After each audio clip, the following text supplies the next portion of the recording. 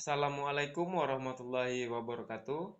Saya Yogi Irdes Putra, SPD MPDT, merupakan salah satu dosen di program studi Pendidikan Teknologi Informasi, Fakultas Keguruan dan Ilmu Pendidikan, Universitas Muhammadiyah Muarobungo dengan NIDN 1028129302. Pada kesempatan kali ini, saya akan menjelaskan rencana pelaksanaan pembelajaran mata kuliah yang saya ampuh, yaitu konsep teknologi informasi, dengan kode mata kuliah 19 PTI 102, bobot SKS 3 SKS, kemudian terdapat di semester 1. Adapun deskripsi mata kuliah mengkaji perkembangan dan kecenderungan teknologi informasi, perangkat keras komputer dan perangkat lunak komputer,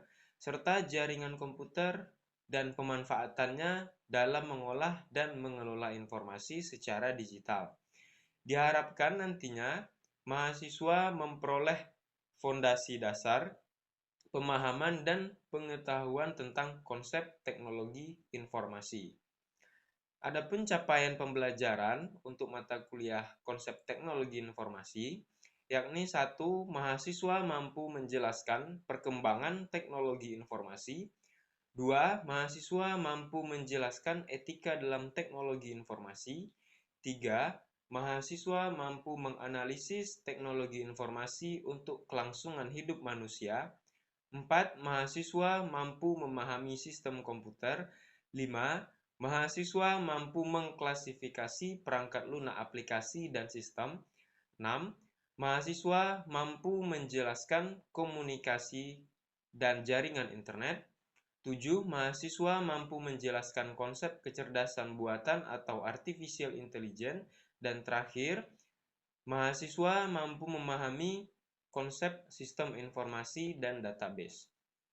Materi perkuliahan sebanyak 16 kali pertemuan dirincikan sebagai berikut. Pertemuan pertama akan membahas tentang kontrak perkuliahan, berisi tentang peraturan dan tata tertib pelaksanaan perkuliahan. Pertemuan kedua, perkembangan teknologi informasi. Pertemuan ketiga, etika dalam teknologi informasi. Pertemuan keempat, teknologi informasi bagi kelangsungan hidup manusia. Pertemuan kelima, sistem komputer. Pertemuan keenam, perangkat lunak aplikasi dan sistem operasi. Pertemuan ketujuh, kecerdasan buatan atau artificial intelligence. Pertemuan kedelapan, pelaksanaan UTS atau ujian tengah semester. Pertemuan 9 dan 10, internet dan komunikasi data. Pertemuan 11 dan 12, sistem informasi. Pertemuan 13 dan 14, sistem basis data atau database. Pertemuan 15, e-commerce. Dan pertemuan 16, ujian akhir semester atau UAS.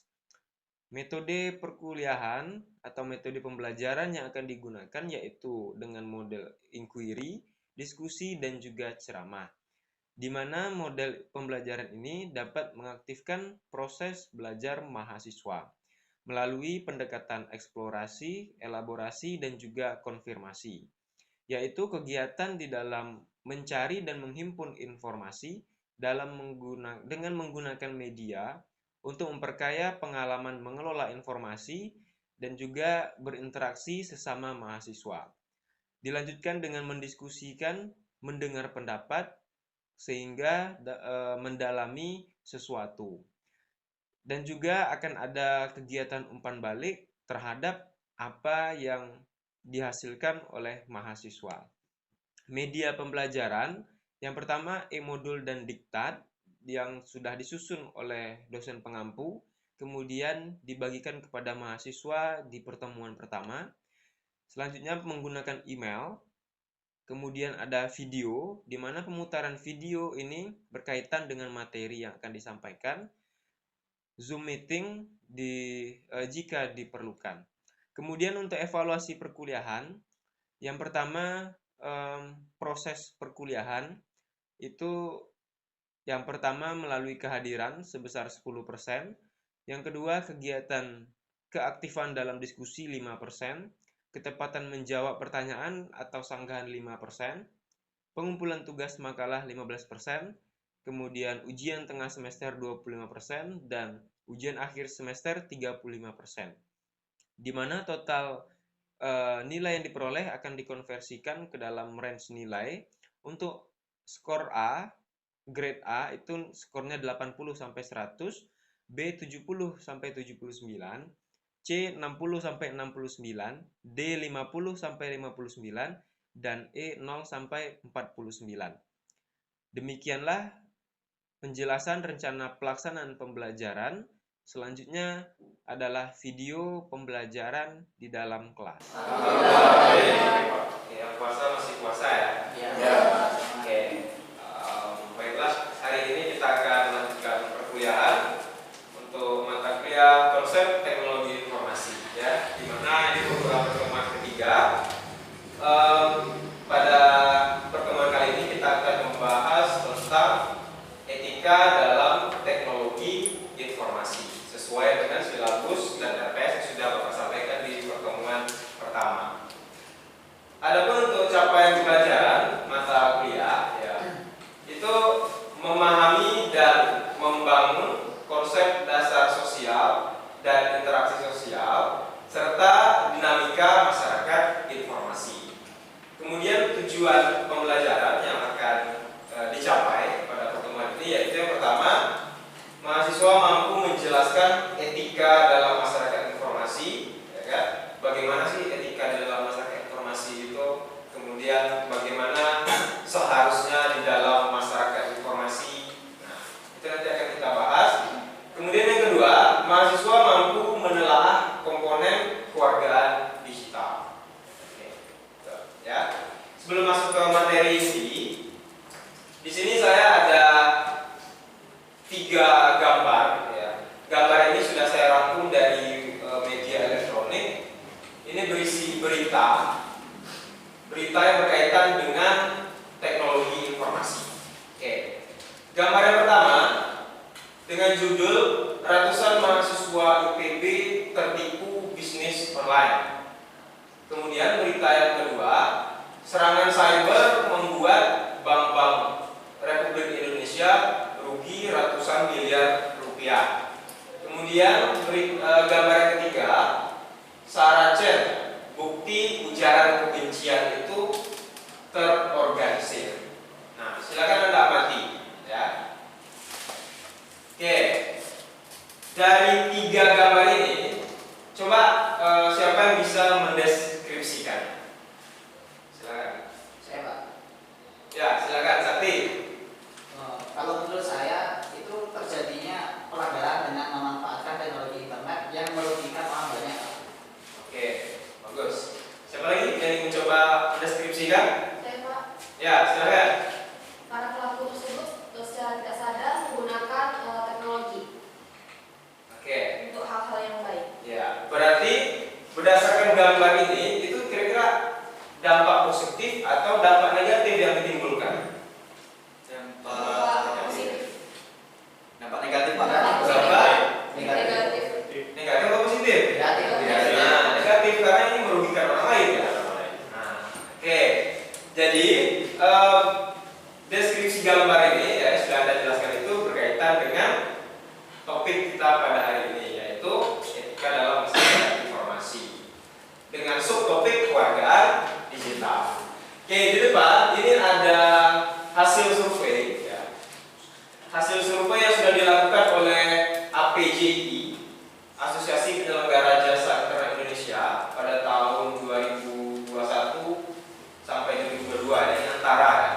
Nah, jadi berdasarkan hasil survei ini menunjukkan bahwa jumlah penduduk di Indonesia yang menggunakan internet itu sebesar 210 jiwa dari populasi penduduk Indonesia, atau dipersentasekan itu sebesar 77,02%. Nah, ini pada tahun 2022 menandakan bahwa penetrasi pengguna internet di Indonesia itu sangat besar, kan? Sangat banyak. Nah, karena banyaknya pengguna internet, pengguna teknologi informasi, tentu kita harus memahami aturan adanya batasan-batasan di dalam penggunaan teknologi informasi. Nah, itulah yang dinamakan termasuk dalam kewargaan digital. Kira-kira sudah pernah belum mendengar istilah kewargaan digital? Belum ya? Belum. Nah, oke, kita bahas. Apa itu kewargaan digital? Oke, berdasarkan contoh. Dari contoh kasus lah, nanti Anda sendiri yang menerjemahkannya. Apa sih itu kewargaan digital? Kan itu ya. Nah, contoh kasus yang pertama, Andre selalu mengakses internet untuk mencari informasi yang bermuatan positif. Itu contoh yang pertama. Kemudian contoh yang kedua, Reza selalu mengakses internet untuk mencari informasi yang bermuatan negatif. Dari dua contoh ini, itu mana kira-kira penggunaan teknologi yang tepat? Si Andre atau Andre. Dia mampu menggunakan teknologi dengan tepat. Nah, dari contoh kasus ini dan juga berdasarkan pemilihan Anda tadi, kira-kira kewargaan digital itu apa? Siapa yang bisa? Oke, Ariel, silakan. Ya, menurut saya itu kewargaan digital merupakan penggunaan teknologi dengan baik dan benar. Ya. Ada lagi yang lain? Ya, silakan. Kalau menurut ilustrasi si Andre tadi Pak, kewargaan digital itu menurut saya yaitu kesadaran kita sebagai pengguna atau manusia ini untuk memanfaatkan teknologi ke hal yang positif Pak. Oke, benar sekali. Kita kasih aplaus dulu teman-teman. Oke. Nah, jadi kewargaan digital itu adalah ini dia, pengetahuan mengenai penggunaan teknologi dunia maya dengan baik dan benar. Jadi wawasan ya atau pengetahuan dalam penggunaan teknologi dengan baik dan benar. Nah, itu harus kita pahami. Ya. Di dalam kewargaan digital itu ada yang namanya warga digital. Nah, ini berbeda dengan kewargaan digital. Kalau kewargaan digital itu pengetahuannya, kalau warga digital ini dia orang yang menunjukkan kecerdasan perilaku teknologi, ya kan? Kemudian dia membuat pilihan yang tepat ketika menggunakan teknologi. Nah, orang yang mampu memanfaatkan teknologi informasi itu dengan tepat. Kira-kira dari sini sudah menjadi warga digital atau belum? Sudah. Yakin sudah? Ya. Nah, jadi warga digital itu sebetulnya sama dengan netizen lah istilahnya. Ya kan? Ya. Nah, tapi kan kalau netizen itu kebanyakan ini ya. Bukan perilakunya. Itu hal-hal yang Negatif. Nah, julid ya kan? Nah, itulah ya kan. Tapi kalau warga digital ini tidak. Nih. Kenapa di sini merasa sebagai netizen kan? Oke. Nah, jadi itu ya warga digital itu orang yang memanfaatkan teknologi informasi itu dengan baik dan benar. Oke, berikutnya di dalam warga digital itu dia ada komponen ya, secara umum ada 5.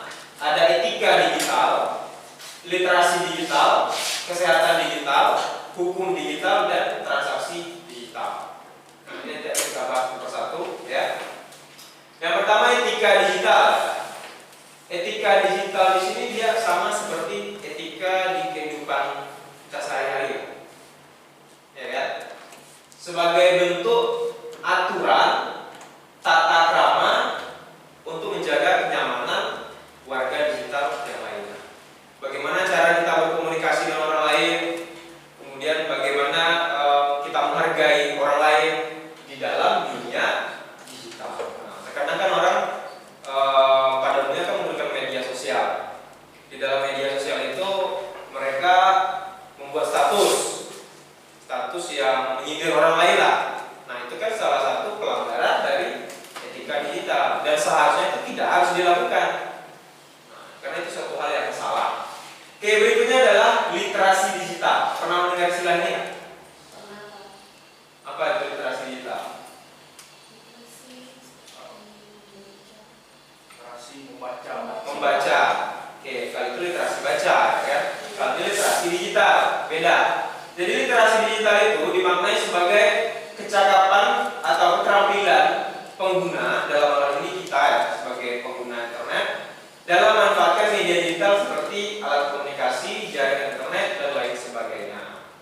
Pembiasaan diri dalam memanfaatkan teknologi informasi untuk meningkatkan kemampuan, keterampilan, kreativitas, dan lain sebagainya sehingga kita menjadi lebih produktif. Nah, itu maksud dari literasi digital. Kalau literasi baca itu kan membiasakan diri untuk membaca, kan gitu ya.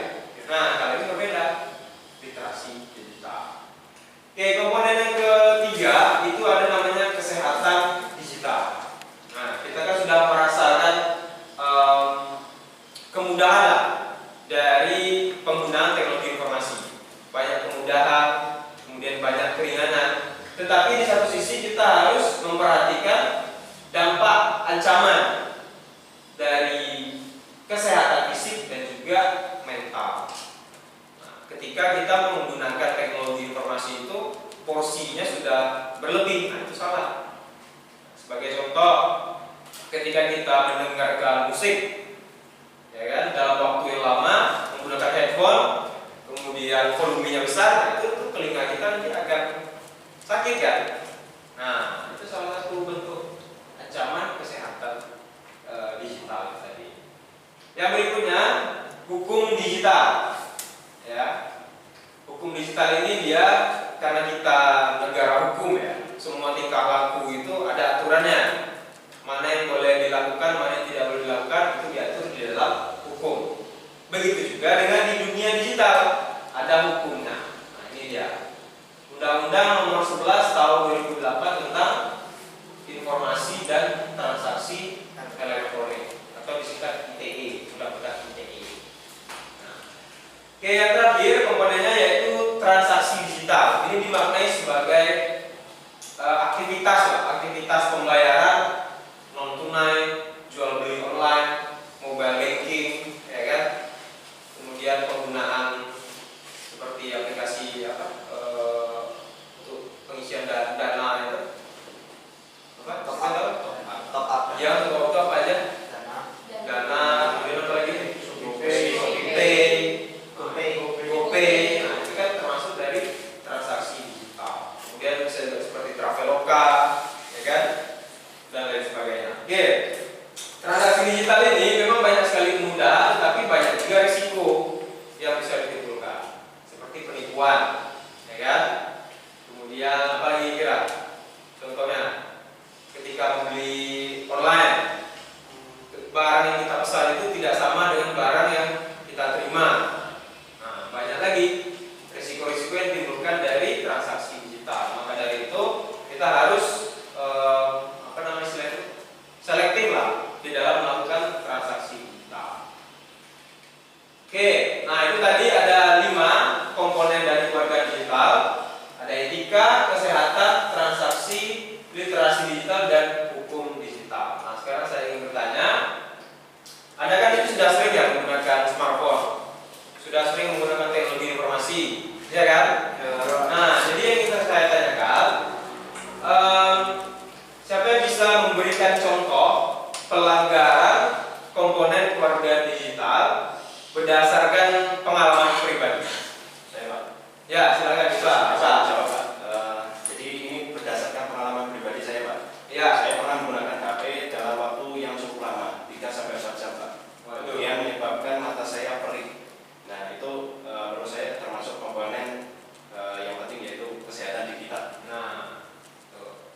Jadi itu kedepannya Diva harus mengurangi menggunakan smartphone. Oke, siapa lagi? Saya Pak. Ya, Sakti. Nah, pernah waktu itu saya buat status, terus ada orang lain yang menjelek-jelekan status saya Pak di Oke. internet. Oh, jadi ada di media sosial Ya, mereka mengupdate status ya. yang tidak pantas gitu ya? Bukan Pak. Jadi saya upload status, Hah? terus di screenshot terus dikomentari di internet itu Pak. Oh gitu. Nah, jadi itu pengalaman ya, pengalaman pribadi di dalam menggunakan teknologi informasi lah. Oke, nah ya. Sekarang kita akan melakukan kuis ya. Jadi kuis ini seperti refleksi lah, refleksi dari apa yang sudah saya sampaikan tadi. semuanya akan mendapatkan kesempatan yang sama untuk menjawab pertanyaan yang akan saya berikan. Oke, bentar. Ini saya sudah menyediakannya ya.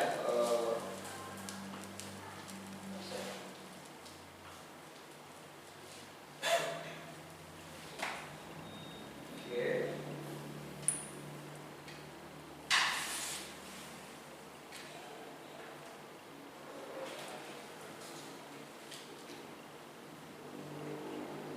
Nah, jadi di sini ada seperti apa ya? Wheels. Di situ tertera nama-nama Anda semua. Jadi nanti ketika saya putar, dia akan otomatis berhenti di nama salah satu Anda. Kemudian saya akan mengajukan pertanyaan terkait dengan penjelasan materi kewargaan digital. Siap ya? Oke, ini langsung saja. Coba saya putar terlebih dahulu ya.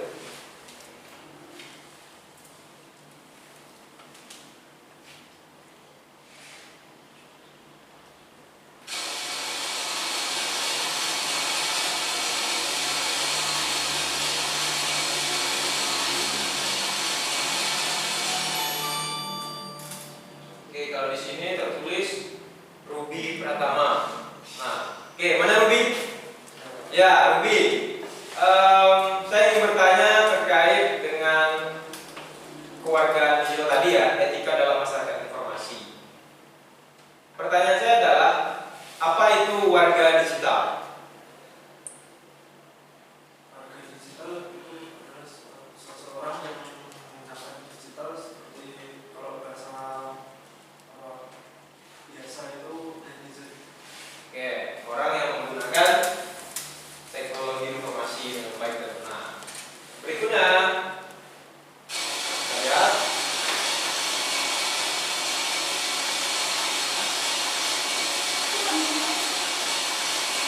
Oke, Desi Ramadhani Putri.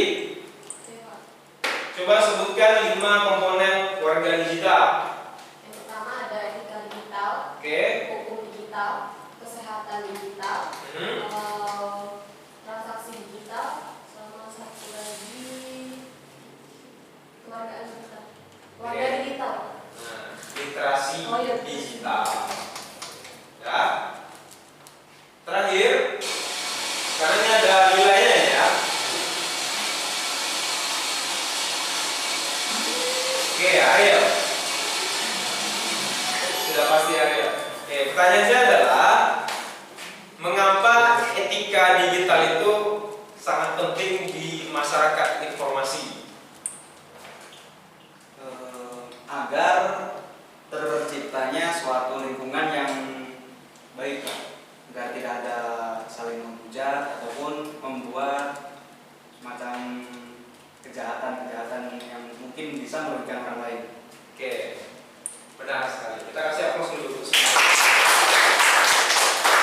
Oke, kita juga sudah membahas ya mengenai warga digital, sudah masuk ke dalam akhir pembelajaran. Dari awal tadi apa itu warga digital, komponennya, ya kan? Kemudian juga warga digital beserta contoh-contoh kasus. Nah, sekarang kira-kira siapa yang bisa menyimpulkan materi yang sudah kita pelajari pada hari ini? Saya, Ya, silakan Diva. Ya. pertama saya izin untuk menyimpulkan tentang materi ini. Jadi menurut saya Pak, kewargaan digital itu merupakan pengetahuan mengenai penggunaan teknologi dunia maya dengan baik dan benar. Dan kewargaan digital itu memiliki 5 komponen yang disebut tadi, yaitu literasi digital, etika digital, transaksi digital, kesehatan, dan hukum digital. Oke. Nah, jadi kesimpulannya tambahan dari saya,